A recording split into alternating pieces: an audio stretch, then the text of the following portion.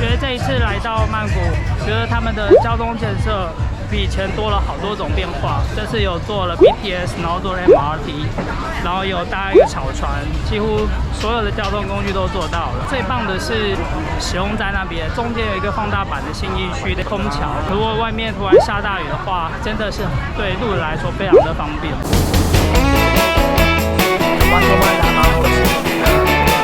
其实我自己搭过7、8次才出来有温泉。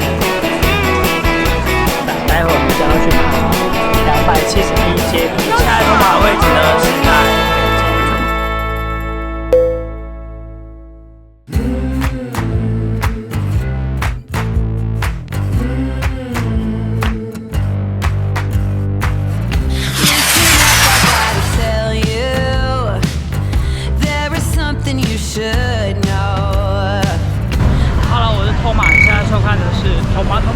后手，想知道2022年曼谷要去哪里吗？在影片开始前别忘了先订阅我的频道，我们就待会见。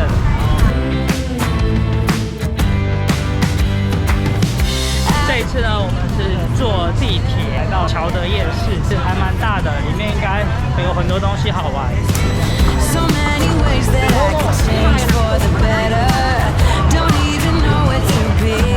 雨稍微停了，所以我们又回来一个路边的bar，还不错。它是用那个滑板当做桌子，卖了好多东西啊，有很多果汁饮料然后卖很多海鲜，还有非常大份的排骨，超级大份，很多人在吃。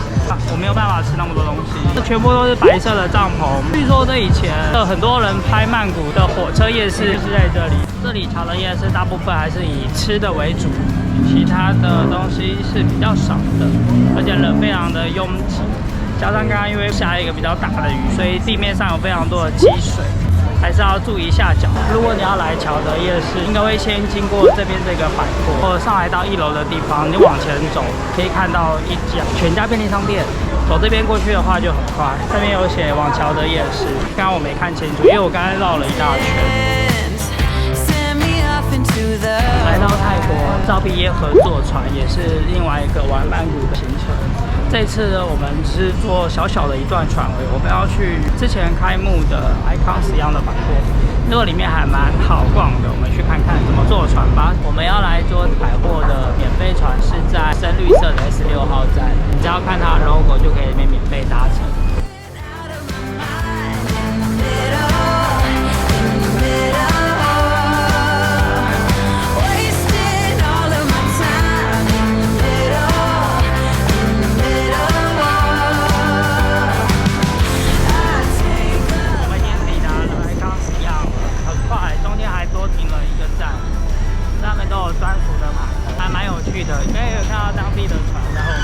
快接近12月圣诞节，所以它刚实际上自己也有做一个金碧辉煌的圣诞节。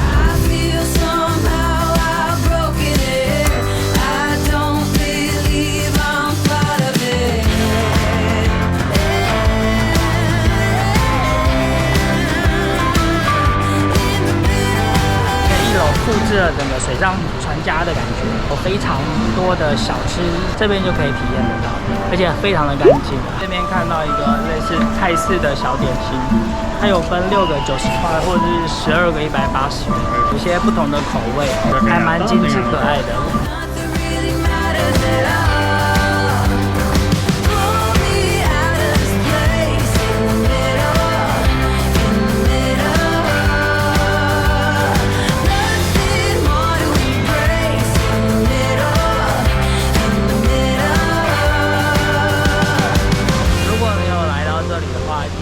上来有一个非常大的喷水池，有点类似新加坡的樟宜机场，但是这个喷水池它下来的水还是有图案的，很像之前我们去日本大阪的时候有那个时钟的喷水池瀑布。觉得曼谷百货公司格局真的非常大，来到这边的话呢，一定要记得抽空来过来看看哦。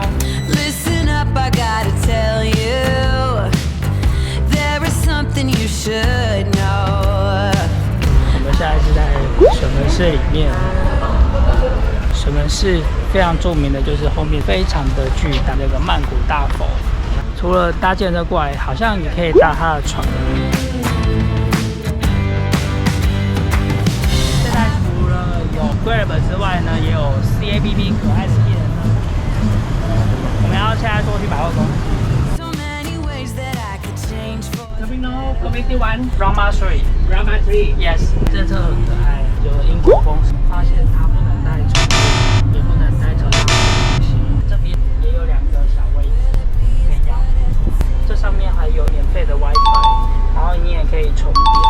它大概2个人再加2个行李箱。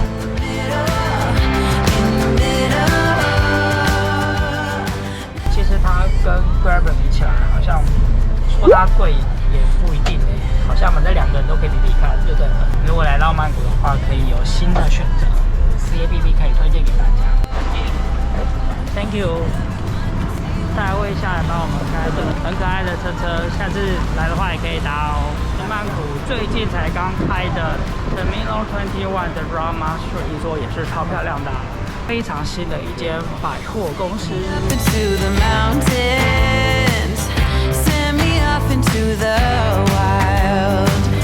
第一个楼层好像是英国的风格，所以这旁边有一个英国的火车，上面有一只小熊，有点仿哈利波特。然后这边一样是往厕所方向。听说这边的每一间的厕所风格好像也不太一样，所以都可以看一看啊。这边好像是进月台的感觉，也是进3又1/2月台。这里的厕所，包括洗手台。然后整个的墙壁的设计做的都是车厢的造型，还蛮可爱的。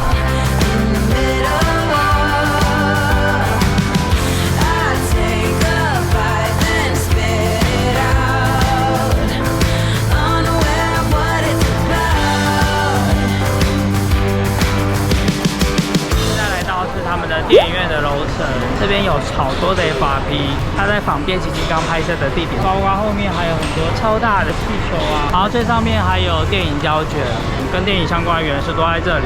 旁边呢还是美食街，这里的电梯还蛮怪的，它有半层楼，你来这边就会知道我在说什么。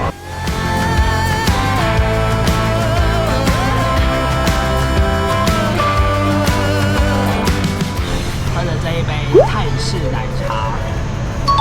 以上呢就是托马来曼谷的几个行程，有新开的一些店啊、百货啊，或是夜市，都可以来这边走走看看，可以推荐给大家。我是托马，希望你会喜欢这一支影片。如果喜欢这个影片的话呢，别忘了帮我订阅、加分享。我们就下一个视频见喽，拜拜。